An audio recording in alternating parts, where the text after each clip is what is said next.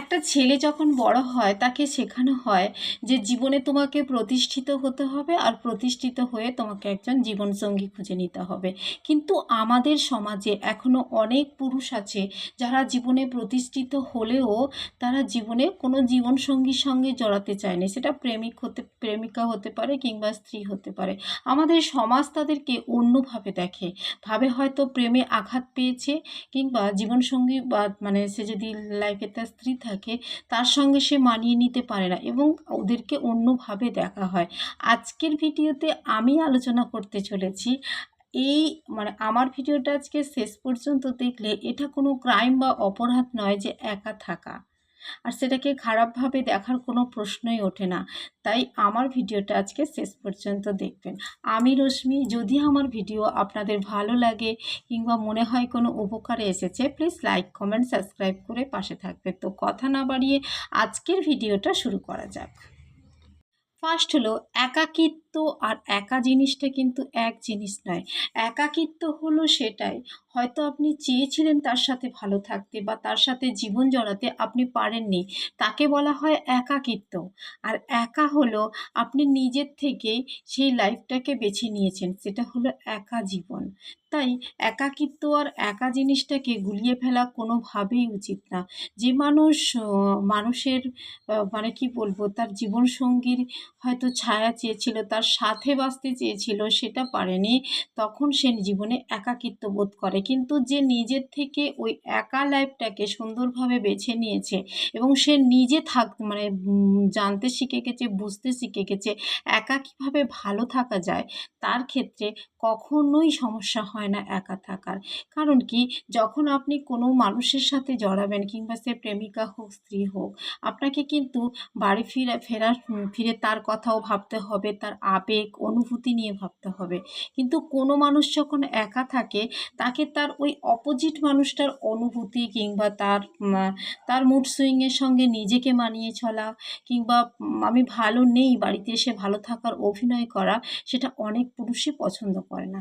তো তারা কি করে, নিজেকে সিঙ্গেল জীবন বেছে নেয়। সেটা আমার মনে হয়, যদি সে মনে করে তার জীবনের ক্ষেত্রে সেটা অনেক স্বাচ্ছন্দ্যপূর্ণ, তার তাহলে সেটা একদমই ঠিক। এবং পৃথিবীতে অনেক মানে পুরুষ আছে যারা কিনা এই ধরনের পুরুষরা যারা সিঙ্গেল লাইফ লিড করে, তারা নিজের ক্ষেত্রে অনেক স্ট্রং হয়। তারা নিজের আবেগকে সুন্দরভাবে নিয়ন্ত্রণ করতে শেখে। তারা কারোর নিজের আবেগ, নিজের কষ্ট, নিজের অনুভূতিগুলোকে অন্যের ওপর চাপিয়ে দেয় না। বা অনেকে আছে স্ট্রেস নিতে পারে না। এই ধরনের সিঙ্গেল পুরুষ যারা একা থাকে, তারা এই স্ট্রেসগুলো নেয়ার জন্য ভীষণভাবে অ্যাকসেপ্টেবল থাকে এবং তারা ভীষণ স্ট্রং হয়। এমন নয় যে তারা কারোর সাথে মেশে না, তাদেরও বাইরের জগৎ থাকে, তাদের বন্ধুবান্ধব থাকে, তাদের পরিবার থাকে, কিন্তু তারা সবার সঙ্গে মেশে। কিন্তু সন্ধে হলে বা মানে রাত্রি হলে তার যে থাকার নিরাপদ আশ্রয়টা হয়, সেটা তার সম্পূর্ণ নিজের। অর্থাৎ যখন সে ব্যক্তি দরজা বন্ধ করলো, বাইরের অনুভূতি কোলাহল সব কিছু বাইরে রেখে সে তার নিজের মতো করে তার দরজা বন্ধ করলো, মানে তার যে ঘরটা হয় সেটা সম্পূর্ণ নিজের। যখন সে ভালো থাকে নিজের মতো করে ভালো থাকে, আবার খারাপ থাকলে নিজের মতো করেই তাকে সে খারাপটাকে কন্ট্রোল করে, কারোর ওপর ডিপেন্ডেবল হয় না। সো আমার মনে হয় না যে সিঙ্গেল থাকাটা কোনো অপরাধ বা ক্রাইম কিংবা সিঙ্গেল থাকা মানে সে সমাজের সঙ্গে মিশতে পারবে না।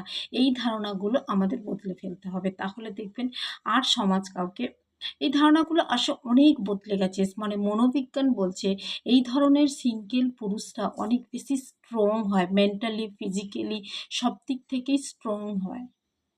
তো মানে আমাদের দেখলে দেখতে পাবো আমাদের সমাজে অনেক সৃজনশীল মানুষ, অনেক মানে গুণী মানুষ যারা বহুত দিন পর্যন্ত একা থাকে। যখন মানুষ একা থাকবে না, তার নিজস্ব যে ক্রিয়েটিভিটি, তার নিজস্ব চিন্তাভাবনা, সে যদি কখনো কিছু উদ্যোগ শুরু করতে চায় সেটা সুন্দরভাবে শুরু করতে পারে। কারণ তার ভাবনার টাইমটা অনেক।